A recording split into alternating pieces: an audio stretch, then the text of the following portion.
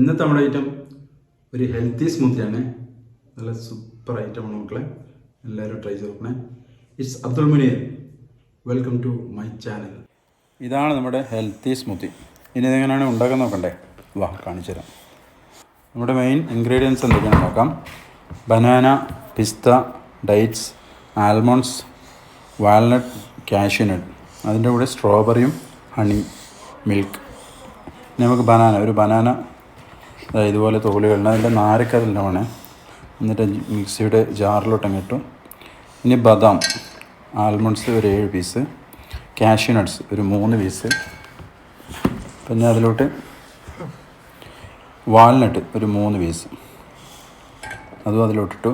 ഇനി ഡേറ്റ്സ്, ഈന്തപ്പഴം 2 പീസാണ്, 2 തരത്തിലുള്ള ഈന്തപ്പഴം, അത് തോലൊക്കെ കളഞ്ഞ് കുരുവൊക്കെ കളഞ്ഞ് അതിലോട്ടിട്ടു.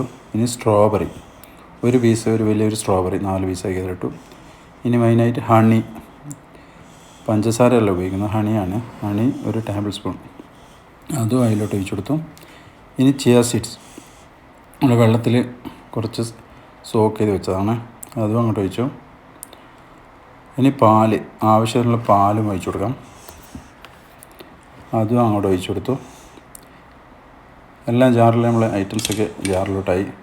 പിന്നെ നമുക്ക് നന്നായി ഒന്ന് ഗ്രൈൻഡ് ചെയ്ത് കൊണ്ടുവരാം. അത് അടുപ്പൊക്കെ അടച്ച് അങ്ങോട്ട് എടുത്തുകൊണ്ട് പോകാം. നമുക്ക് ഗ്രൈൻഡ് ചെയ്ത് കൊണ്ടുവരാം.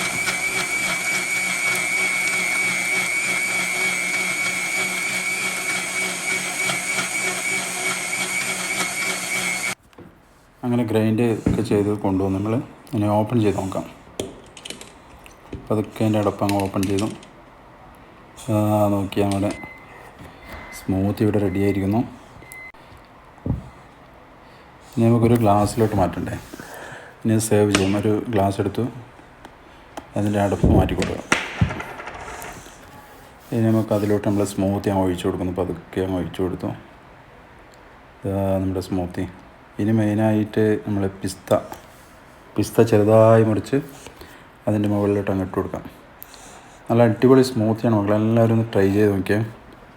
നമ്മൾ സ്മൂത്തി ഇഷ്ടപ്പെട്ടാൽ, ഹെൽത്തി സ്മൂത്തി ഇഷ്ടപ്പെട്ടാൽ എല്ലാവരും ഒന്ന് ചാനൽ സബ്സ്ക്രൈബ് ചെയ്യണേ.